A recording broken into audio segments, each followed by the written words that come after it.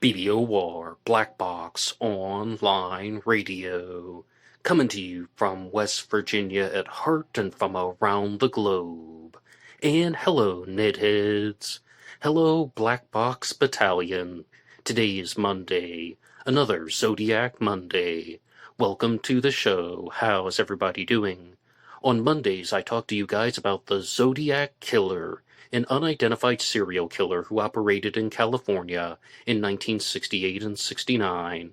And in this episode, I will be discussing the new book, The Zodiac Killer Casebook by L.J. Clark, looking at Kevin Coe, a new Zodiac killer suspect, and of course our Zodiac Monday movie of the week. And you guys know the drill. You can hit the like button if you want, subscribe if you haven't, and drop a comment down below if you have something to say about the Zodiac Killer.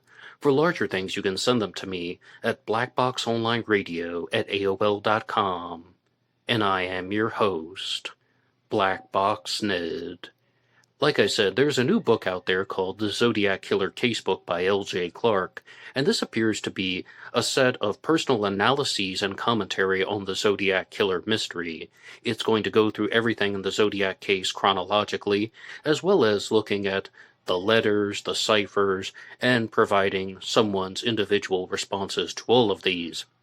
This is a book that just came out about a week ago, so I decided to flip through it, and I am fascinated by Zodiac Killer books that are going to be talking about the facts of the case, the actions and activities of the Zodiac Killer, as opposed to a book that is purely based on a suspect.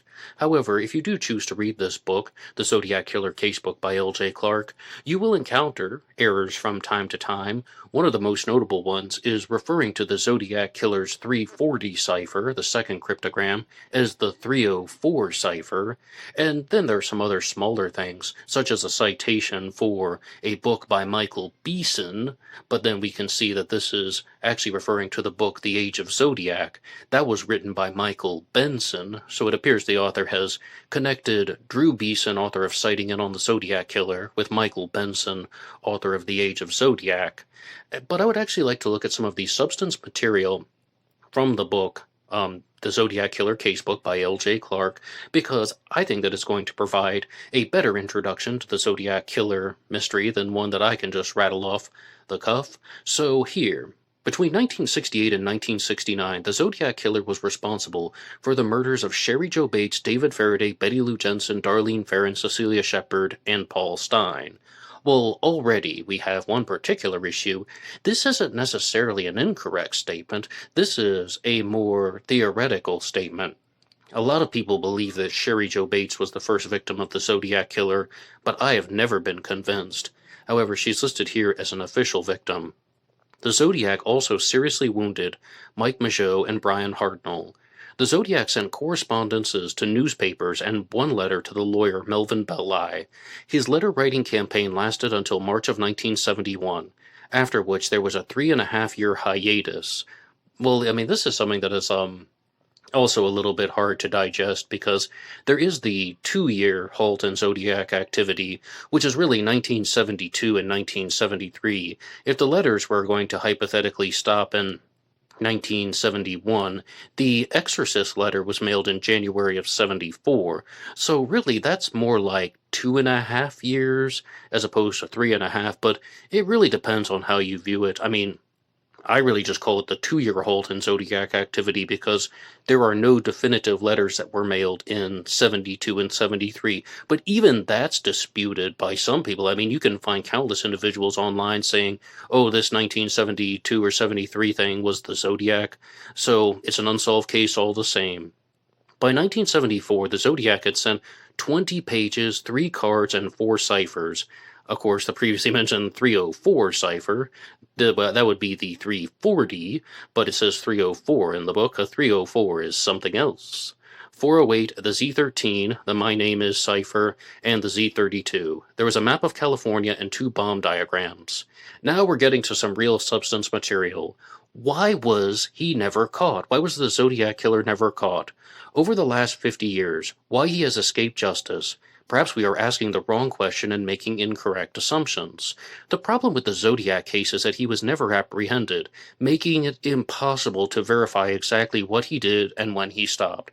Perfect. Excellent. I love it. Because think about everything that I have just said in relation to these claims, like Sherry Jo Bates is an official Zodiac victim. The Zodiac didn't write for 3.5 years. We simply do not know when things started and when things ended. The Zodiac claimed he would no longer take credit for her crimes, instead making them appear as accidents, natural deaths, or suicides. Did he continue to kill after the murder of cab driver Paul Stein? I love challenge questions. You guys here on Black Box Online Radio in the audience know that I can't resist challenge questions. Did the Zodiac Killer commit a murder after his final victim, Paul Stein, was killed? Well, in the past, I would say absolutely not. But as we're going to see throughout the duration of this episode, that there are more and more indicators that Donna Lass may have indeed been a Zodiac Killer victim. When did the Zodiac Killer's crime spree begin? Even the facts of the case are difficult to ascertain, as important details were often omitted from police reports, and newspaper accounts were frequently erroneous. The Zodiac Killer lied in his correspondences as well. While many of his cards and letters have been authenticated, experts disagree about their authenticity. He claimed a body count of 37 and even 100 plus, but only 5 victims are considered canonical. Who was his first victim? He is suspected of killing a cab driver on April 10th of 1962 named Ray Davis, and law enforcement believed that he was responsible for the murders of 2 teenagers on June 4th of 1963 in Santa Barbara County. 2 honeymooners were potentially killed in a sniper attack attributed to the Zodiac, and the names of these victims, of course, might not be mentioned in this section. The June 4th, 1963 murders were of Robert Domingos and Linda Edwards, and the honeymooners were Johnny Ray and Joyce Swindle. Was he involved in the case of Kathleen Johns, who was abducted after she accepted a ride on March 22nd of 1970? Now, I am still giving a hard no to this one. I am simply giving a hard pass and saying that I do not believe that she was actually abducted by the Zodiac Killer, and this is something that I've received a lot of pushback on. And the other things that I've been criticized for over the years really relate to not looking at crimes outside of the Zodiac Killer's canonical murders. For example, we have Lake Herman Road, Blue Rock Springs, Lake Berryessa, and the Stein murder. I believe that that was the Zodiac Killer and that it was a single killer. However, once the Zodiac Killer made his announcement that he's no longer going to admit to his crimes in the same way. He's not going to announce his crimes to the public and provide the supporting evidence the way he did. Everything becomes questionable. And I've been a little bit closed to the possibilities, but as I said, once we begin to look at some pieces of evidence, we have the very next one on the list written out here by L.J. Clark. Donna Lass, a nurse working in Lake Tahoe, disappeared on September 6 of 1970. Could she have been a victim of the Zodiac? The more time that I spend looking at the Zodiac Killer mystery, the more I begin to think that Donna Lass could have been a victim, abducted from the Sahara Tahoe Hotel and Casino, and Donna Lass is somebody whom I've said that there's about a 70% chance that she was a victim of the Zodiac, and I don't think that that percentage has changed. Based on the physical evidence, Donna Lass was indeed murdered. Her skull was found in Placer County, California in 1986. She was positively identified in 2023. However, I think when we start to consider certain suspects, then the murder of Donna Lass begins to make a little bit more sense in terms of being a Zodiac Killer victim. And I know that Gary Post has been accused of murdering Donna Lass, and the book Catching Zodiac by Dale Julin heavily rested on the Donna Lass theory, and that Donna Lass was a genuine Zodiac Killer victim. You might even call that a cornerstone of the Gary Francis Post theory. But to talk about a suspect that is a little bit more widely discussed, Lawrence Kane, if he's your suspect, then Donna Lass really begins to look like a stronger victim in that hypothetical example, because Lawrence Kane worked at the Sahara Tahoe Hotel and Casino as well. He worked in the real estate office, and she worked at the nurse's station. But we're also going to hear a little bit more about the Zodiac Killer suspect Donald Nickel, who has come onto the scene this year. And I'll share some things about him in relation to Donna Lass later on. Let's keep going with L.J. Clark's book here. There are reasons to believe that he may have had military ties to the Air Force or the Navy. And have you guys noticed this? That it seems like the Zodiac Killer has been thought to have had a military background. But absolutely, The majority of theorists seem to think that the Zodiac Killer was either in the Air Force or the Navy, more so than the Army, more so than the Marine Corps, more so than the Coast Guard, Air Force, and Navy. And I think a lot of this relates to Michael Cole's Zodiac Revisited trilogy, because he did heavily popularize that idea and provide certain explanations, but it also just goes back to the entire concept of the zodiac sign, period, because the zodiac is about dividing the sky into different sections, and what's that used for? Celestial navigation. So Air Force and Navy would definitely be up that alley. But let's keep going here. Was he a criminal genius, or were his spelling errors intended to confuse his identity? Well, I'll respond to that one later on. Let's go to the next one. Even his name was potentially misleading. He didn't choose his victims based on their astrological signs. No, he didn't, but the New York Zodiac copycat Eddie Seda did do that. Unless he just got lucky. Could the Zodiac Killer's infamous name and the circle cross signature have been derived from a watch? You know, like, did the Zodiac Killer take his name because of the Zodiac brand of wristwatches? It's something that I heavily entertained in the past, but I would also like to just ask you guys that as a challenge question. Where do you think the Zodiac Killer got his name from? The more time that I spend looking at the Zodiac Killer mystery, the more I tend to believe that the Zodiac Killer took his name from the actual astrological and astronomical term zodiac, like dividing the sky into different sections, the circle with the cross going through it. That is definitely found, well, in zodiac astrology, and I think that could really be something very simple. And maybe the watch had an influence. He probably had looked at a zodiac watch at some point in his life, and we've gone through countless examples of other cross-circle logos, which L.J. Clark will talk about in the book here. But I think he took it from the zodiac sign astrologically. Now, some suggest that the zodiac sign was inspired by a film header, or the musical notation for a coda. And yes, all of this stuff has been discussed here on BBOR in the past, as well as on ZodiacKiller.com. Alternatively, it may have originated from the gun sight symbol associated with the Minutemen, a right-wing radical group at the time. Now, I think that those people who believe that the zodiac symbol came from the Minutemen are mostly also going to be suspect relative. If your suspect is Paul Doerr or Troy Houghton, then it begins to make a little bit more sense. However, if you are going to look at, whether or not the Zodiac Killer was using that as a gun sight, absolutely, that was my first instinct when I learned about the Zodiac Killer as a kid. I thought he chose it from a gun sight, but as of now, I would actually go with the zodiac sign in the sky as a leading example, simply for the fact that that's what the zodiac is used for. The Zodiac drew references from popular culture, but wrote like an older person, using outdated phrases like "get your rocks off" and referring to his teenage victims as kids.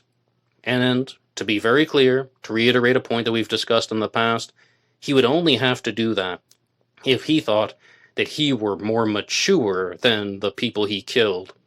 When you have victims like Cecilia Shepard and Darlene Ferrin, who were in their early 20s, they were hardly kids, and some people are proposing Zodiac Killer suspects that are younger than they are, but somebody would still call them kids if they thought that they were more mature. Now, this is some stuff that I've not exactly talked about before on the channel, so I will let you know here. He mentioned a mixture of old and new films, including the Blue Meanies from the Beatles' Yellow Submarine, and possibly watching Charlie Chan at Treasure Island, and The Most Dangerous Game. Two of his communications referenced the movies The Exorcist and The Badlands, and he quoted from The Mikado by Gilbert and Sullivan. Researchers have also uncovered possible connections to the Tim Holt comics. It actually says Tom Holt here, but this would be the Tim Holt comics, and various films. Was he well read? Some of his writing suggests familiarity with James Joyce's Finnegan's Wake. And this is one angle that I've never actually explored before, connections to Finnegan's Wake by James Joyce. And our Zodiac Monday movie of the week will be Passages from Finnegan's Wake. And they actually made a version in the 1960s that I'll be talking about at the end of the recording, so please stick around. Now, the next question here is, Was the Zodiac well read? I'm going to offer something to you guys. There's a difference between being well read and then just reading only the stuff that you want to read. Because someone who might be considered well read will have read the famous books. They will also have read some of books of their own choosing. They will have read books that have the term classical in our mindset. And someone who's just reading books of their own choosing is gonna, pick up a book here and there, a comic book here and there, watch a movie here and there. Would I call myself a well-read person? No, absolutely not. But would I call myself a person who just picks up books that I want to read? Absolutely, yes. And have I read a lot of them? Strangely, yes, because I could barely read it all as a kid. Sometimes times are changing. But what do you think? Was the Zodiac well read, or was he someone who was just putting together his own picking and choosings? Now, how old was the Zodiac Killer? Eyewitnesses estimated that his age was between 20 and 40 years old. He was reported to be between 5 feet 8 inches tall and 6 feet in height, with an average to heavy build, and some believe that he weighed over 200 pounds. Descriptions of him varied, and this is going to answer that whole question of, why was the Zodiac Killer never caught? Well, it's because the evidence is not very strong, the witness descriptions vary, and in all seriousness, the Zodiac Killer did not leave behind large portions of evidence. But once again, the book that I've been looking at here is the Zodiac Killer Casebook by L.J. Clark, and the first chapter is going to get into the world of forensics and how it can be used to solve the Zodiac Killer mystery. This is available on Amazon.com. Now, moving on to the next segment here on the Zodiac Killer News Report, I've told you guys over the past couple weeks that there is a Zodiac channel out there called Zodiac Theory. And they have a panel discussion show that's going to be coming out once a month. But last week they released 2 episodes for a segment called Under the Crosshairs, which is going to be a type of interview series where they're talking to researchers and theorists. And the first person who appeared doing a presentation was Blake H. And Blake H. has been a guest on this program in the past.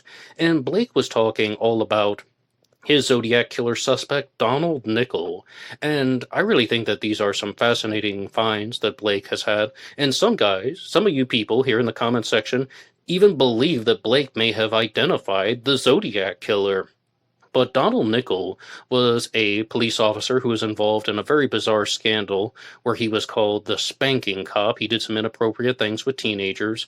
But the reason why I'm bringing him up again is I want to apologize for a previous Zodiac Monday when I said that he had a business that was on the street where Donna Lass lived and it was 190 yards away. Blake was talking about this on Zodiac Theory. One more time, the segment is called Under the Crosshairs, and he said that it's not 190 yards, it was 190 feet. So that Donald Nickel can be placed 190 feet away from Donna Lass, because Donna Lass worked in San Francisco. She worked at Letterman General Hospital as a nurse, and she actually moves to Lake Tahoe, California in the summer of 1970, and then she had just moved into a new apartment at the Pioneer Trail apartment complex in South Lake Tahoe, California, present-day South Lake Tahoe, California, and she worked in State Line, Nevada at the Sahara Tahoe Hotel and Casino, but she was a very new resident of that apartment. Now, when you're looking at somebody like Donald Nickel, and I would absolutely put a suspect like Donald Nickel above Lawrence Kane, because Lawrence Kane is a suspect who just has so many complications. He has been scrutinized for years, and people still seem lost, and they cannot connect the dots, and they cannot find the smoking gun. But Donald Nickel is a new suspect that has come on the radar, and as I said, a lot of people think that he may have been the Zodiac Killer. He can be placed 190 feet away from Donna Lass. So if Donald Nickel were indeed the Zodiac Killer, then the possibility and probability of Donna Lass being a Zodiac Killer victim, I think, would be exponentially higher. So I'd love to know what you guys think about Donald Nickel as a Zodiac suspect, and the name of his episode is just Donald J. Nickel Under the Crosshairs on Zodiac Theory. You can find the thumbnail where it says From Cop to Killer. Now, there is another episode of the show Under the Crosshairs, and it featured an individual named Kim, who was talking about her Zodiac killer suspect named Kevin Coe. And during the presentation, they were referring to him as Frederick Coe, but a quick Google search revealed that in the early 1980s, he legally changed his name from Frederick Coe to Kevin Coe, because Kevin was a nickname, and Kevin Coe was somebody who was known as the South Hill Rapist. He would go on to commit a major crime spree in Spokane, Washington, in the Spokane, Washington area, but that started in 1978, after the Zodiac's crimes took place in 1968 and 69, and even after the letters ended in 1974. Of course, we always have letters going on well into the new millennium. But in terms of this, when I was watching this presentation on Zodiac Theory, I was noticing that they just provided the disclaimer. They provided an address to the elephant in the room that so many of you guys are going to be thinking about and just saying, all right. Well, you're proposing a Zodiac killer suspect who was a rapist, and the Zodiac was not a rapist. And some people are going to be very quick to dismiss Kevin Coe as a suspect based on that alone. They're just going to say, completely different MO, I don't think he's the guy. And I try to approach these new suspects and persons of interest with an open mind, but I have to admit that that is something that is just not present in the Zodiac killer's activities in 1968 and 69. We don't even know if the Zodiac killer did anything to Donna Lass, because her body was found, with just her skull was found with fragments of bone and so on. They couldn't determine anything of that nature, but I always go back to the point that when the Zodiac killer attacked Brian Hartnell and Cecilia Shepard at Lake Berryessa, he had both victims tied up, and he stabbed Cecilia Shepard, but he did not sexually assault her. He did not attack her in a way that you would expect a rapist would attack. And what some people are doing is they're just saying, oh, well, the Zodiac killer was not very confident that time. He was growing in his criminal capabilities and confidence, and then he decided to explore different avenues. And yes, he was someone who was dealing with heterosexual animosity, and it just began to manifest itself in different ways.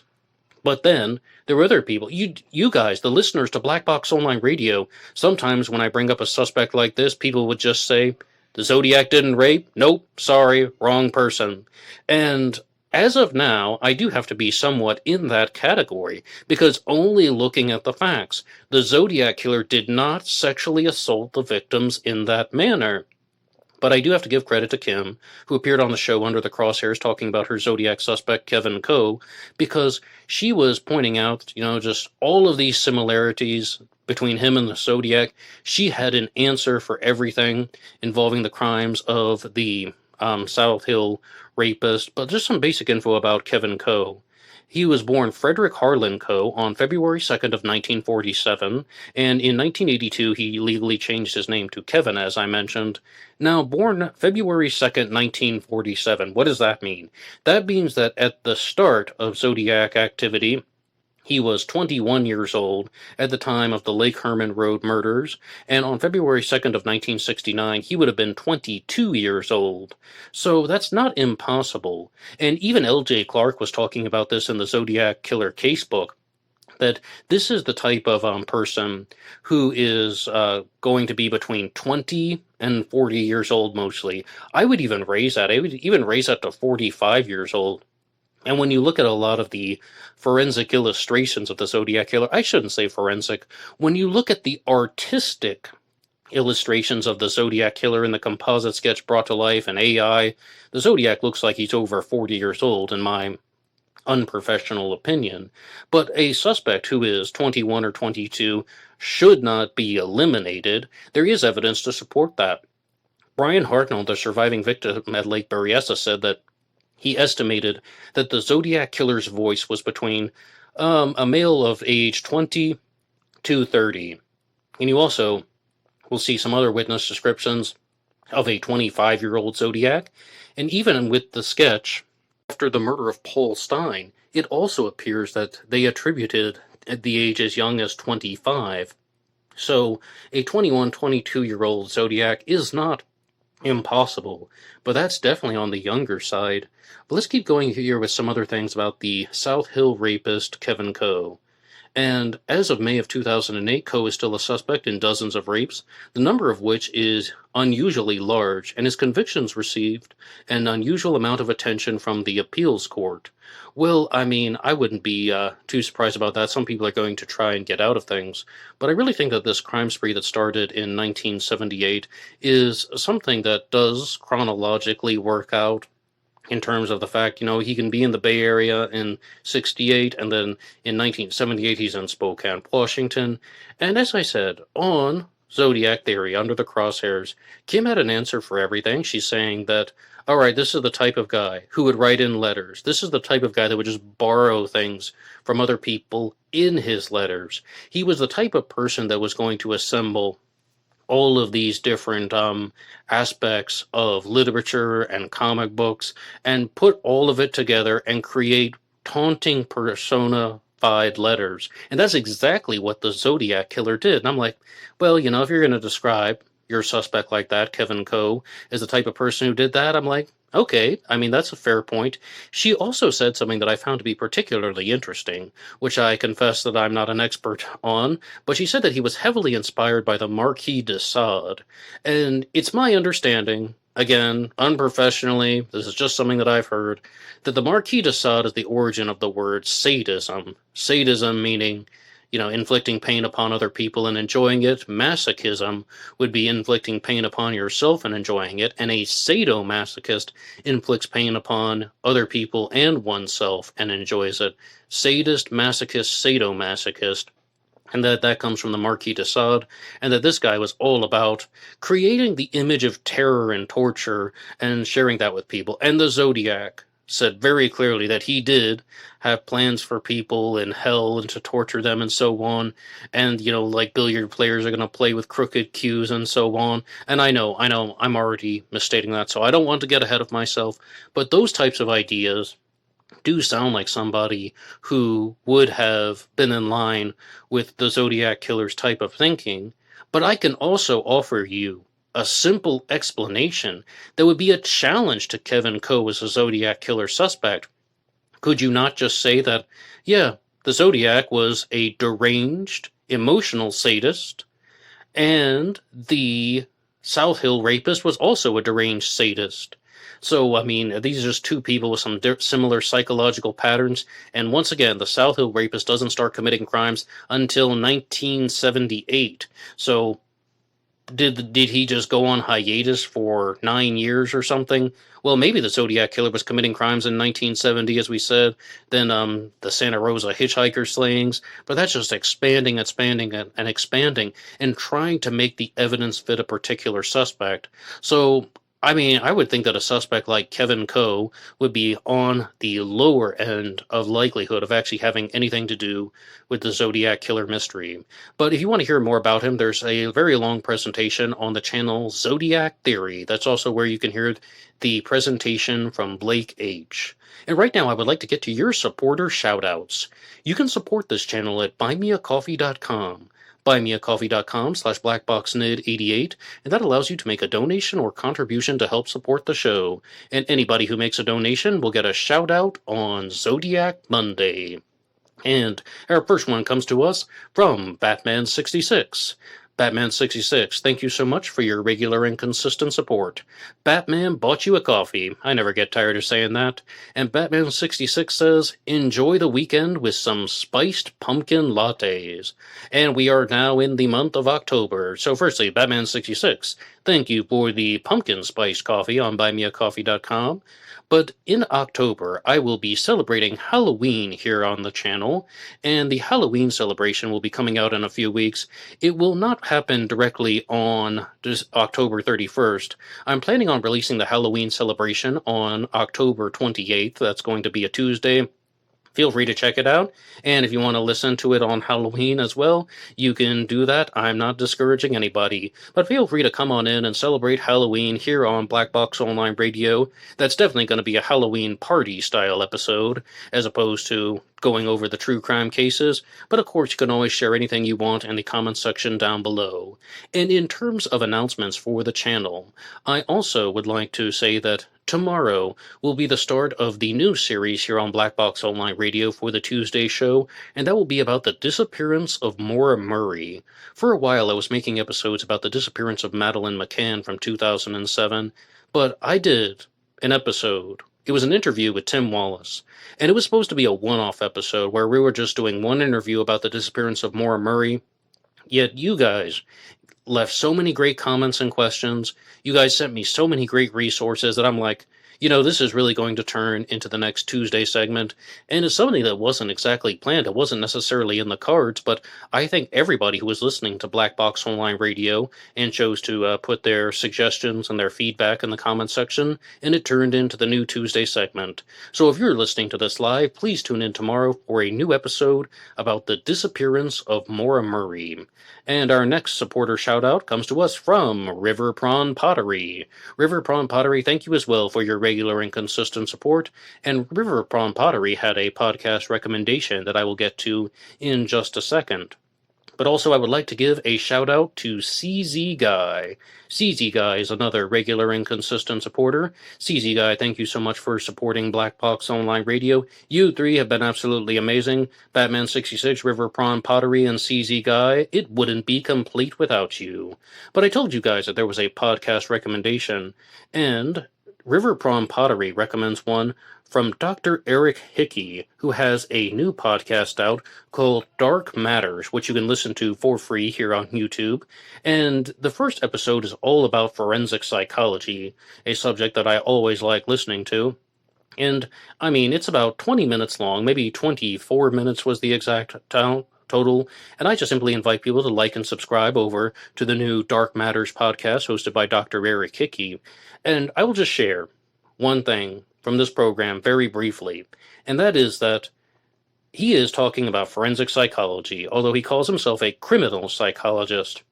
And he made a bold statement that a lot of people often think of forensic psychology, but only think of criminal profiling. They just think that criminal profiling is the only aspect of forensic psychology that should be discussed, or it's the only aspect of forensic psychology that could exist, period. And that's simply not the case. On Black Box Online Radio recently, I've been talking to you guys a lot about criminal profiling and psychological profiling. I'm absolutely fascinated by it. I'm enthralled by it. But I fully admit that it has its flaws, and it's not a perfect science. Yet what else exists in the world of forensic psychology? But Dr. Eric Hickey was going into great detail on his new podcast, Dark Matters, about the functions and capabilities of forensic psychology. And the primary expansion is that criminal profiling is only one aspect of a larger discipline, and forensic psychology can also focus much more heavily on the mental health aspects that are related to psychology, and forensic psychology can also deal with things such as interventions, that could be one thing, and even prevention. Because when I hear the term forensic, I often think that, okay, this is something that's about solving crimes, right? And it is. Fair enough, it is. But it can also be about studying cases and obtaining scientific information that can be used to solve crimes in the future, even at the start of prevention. So there was a lot of good stuff on the Dark Matters podcast, and I thank you to River Prawn Pottery for the recommendation. Last week on the channel, I was talking to you guys about a book called Zodiac in the Shadow of Madness by Professor Heinrich Müller, and it is not a full-length book, and the Zodiac Killer Casebook is a full-length book that I was discussing earlier, but Zodiac in the Shadow of Madness is a shorter one that's about 24 pages long, and there are a couple of pages at the end that I didn't discuss on last week's Zodiac Killer News Report, and there's a very strong question that was posed by Professor Heinrich Müller, and that is, what will happen if the Zodiac Killer has been identified? What will happen if a suspect has been arrested? What will happen if the Zodiac Killer goes to trial? And I think these are fascinating questions, because In my lifetime, I've had the opportunity to see the Golden State Killer get captured, but I confess I didn't closely follow the Golden State Killer mystery until after he was apprehended. But one case that I did follow, where I actually saw the killer being arrested, was the Long Island serial killer mystery. And you could just see some very, very surprising responses from not only the media, but also the true crime sleuths. Because with the Long Island serial killer mystery, it was much more contemporaneous. It was dealing with cases that happened in the 90s as opposed to the 60s, like the Zodiac Killer mystery. But almost as soon as the Long Island serial killer suspect Rex Hugerman was arrested, the enthusiasm went to zero. Like, the interest in the case went to zero, and he became an afterthought. Sometimes they'll talk about him on the high-end true crime shows, like on Court TV or News Nation. They'll talk about the Long Island serial killer trial only because they don't have anything better to talk about. In other stories, such as the trial of Brian Kohberger, well, pre-trial anyway, definitely took media precedence. They're even talking about other types of road rage incidents make the headlines more so than the Long Island serial killer trial. And would that stuff happen with the Zodiac Killer? I don't necessarily think so. I think that there would be an enormous explosion in interest in the Zodiac Killer case if the killer were caught. I think that people would be going up and down the internet looking and listening to all types of different Zodiac Killer content, including things like the Zodiac Killer News Report here on Black Box Online Radio. But I don't think it would last forever. There might be a very, very big spike in interest and enthusiasm from people who don't normally follow the Zodiac Killer case, and then it would go away. Maybe they watched the film from David Fincher with Jake Gyllenhaal. Maybe they followed the Zodiac Killer mystery briefly. They went down the rabbit hole and then they put it on the back burner. So then they would just try to gather as much information as they could. But would people even watch the trial? Well, we don't necessarily know if there's going to be a trial. It's a hypothetical question that was posed by Professor Heinrich Mueller. But, I think some people would tune into the trial. I would definitely be listening in every single day. And so would you if you've made it this far into an episode of Zodiac Monday. You would want to know everything. Did they get the right person, first of all? Oh, and the naysayers would come out. There would be so many people who would come forward and say, no, that's not the Zodiac Killer. Well, how do you know that that's not the Zodiac Killer? Because I know who the true Zodiac Killer is. And if they're doing that in the face of contradictory evidence, I have to advise against it. But what do you think? Challenge question from Professor Heinrich Mueller. How will people respond if the Zodiac Killer is apprehended and brought to trial? And right now I would like to move on to the Zodiac Monday movie of the week. And this week's movie is Passages from Finnegan's Wake. And when I first looked this up online, it said that it was made in 1966, but there was also a date attributed to it in 1965 as well as 1967. And it appears that the original 35 minutes were filmed in 1965, and they also recorded other passages for it. And you can watch compilations of these that are available on YouTube. And I really think it's interesting that L.J. Clark was talking about how the Zodiac Killer could have been inspired by Finnegan's Wake. And Finnegan's Wake is, of course, a novel from James Joyce, but it's a different type of novel. I first learned the name Finnegan's Wake because of the Dropkick Murphys, God Save Boston, and I became a fan of the song, and it really goes back to an old Irish story. Now, it's my understanding that the word whiskey in the English language comes from the Irish Gaelic Ishkaba, which means the water of life. And there is a popular Irish song about a man named Tim Finnegan who falls from a ladder, he breaks his skull, and then at Finnegan's Wake, when they're doing the memorial service, a bucket of whiskey falls on him and he's brought back to life.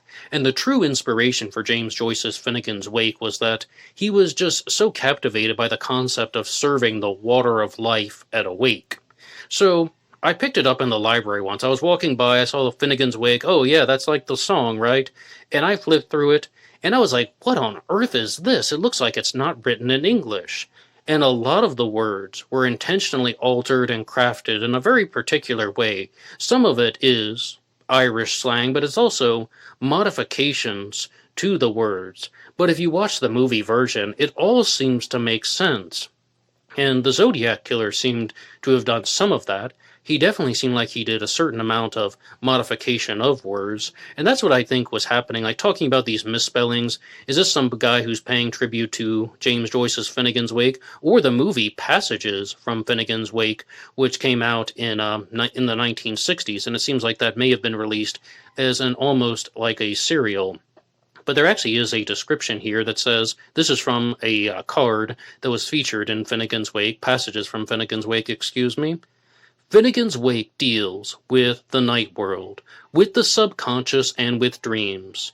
James Joyce felt that during the night, man must redeem himself by means of a quest, and must refresh his powers through sleep, which takes him beyond himself, and into a world without definition. Man's goal is lucidity, a fresh awakening. The quest carries him through all history, which seems to be a constant process of waking. It is some of this universal element which we have tried to capture for this film. And once again, the film is Passages from Finnegan's Wake. The full title might actually be Passages from James Joyce's Finnegan's Wake. There are multiple versions that have been shared on YouTube. But does that sound like the Zodiac Killer to you? I mean, I get the part about modifying words, and the Zodiac Killer's misspellings could have been a quirky idea that he stole from James Joyce, but I have a big problem with that description that you just heard right there. You might be thinking, well, it's talking about going on a quest at night and challenging the soul, and then, obtaining some sort of full potential when you're out and about, and the Zodiac Killer primarily killed by night. The Zodiac Killer went out at Lake Herman Road, Blue Rock Springs, and the Stein murder at night. And we're even talking about other crimes like the Kathleen Johns incident, the murder of Sherry Jo Bates, the murder of Donna Lass. Those crimes also occurred at night. Yet the biggest problem is, as you just heard in that little segment, which is a card from the movie, Passages from Finnegan's Wake, that's done while one is asleep, not in the external world. So unless you're going to get really, really twisted and say that the Zodiac Killer was acting that out as some type of recreated dream sequence, the whole concept of this person is trying to create a false dream, then it's probably highly unlikely that that direct idea inspired the Zodiac. But I read off that card for a reason, because that is the introduction to the film. That is the card that is placed at the beginning that they're using to show the Zodiac Killer's thought process. But I mean, I would love to know what you think about that. Do you think the Zodiac Killer was going on a quest at nights trying to realize the potential of the soul? Or do you think that he was somebody who did this for a different reason? Do you think that he borrowed the concepts of altering language from a book like Finnegan's Wake? Or do you think that he was thinking about it in a different way? I mean, I really have to be more on the side of this is some guy who's just ripping off books and comic books and movies. And I've talked to you about a lot of the movies that I think he used on the Zodiac Monday movie segment. But in terms of his direct choices, it seems like he's putting all of that stuff together, and he's using the misspellings because it's a little bit humorous to him. Now, with James Joyce's Finnegan's Wake, it really does seem like it's written in a coherent structure that follows the English language. And I said a lot of it comes from Irish slang, and there are even some Gaelic words that were incorporated into the film version that I was just watching. But I think it's quite different than another thing that I've talked about in the Jack the Ripper world, and that would be the writings of Lewis Carroll. There's a book out there called Jack the Ripper, Lighthearted Friend by Richard Wallace, where he accuses Lewis Carroll, the author and poet, of being Jack the Ripper. And Lewis Carroll was someone who wrote the poem Jabberwocky, and what he wanted to do was he wanted to use the phonetic sounds of the letters and the syllables to create words that had meaning. Like, even if he's not using English language words completely, you still know what the things are based on the way they sound. 'Twas brillig in the slivy toves, he who slain the Jabberwocky. Even just hearing Jabberwocky, that's meant to be some type of either mythical beast or creature that can hurt you based on the phonemic awareness, based on the way that the letters and syllables sound, there is something that is very rough about that. And with James Joyce's Finnegan's Wake, I think it's done in a different way. I think it's done in just slight alterations with creativity and folkloric contexts. But let me know what you think about anything here.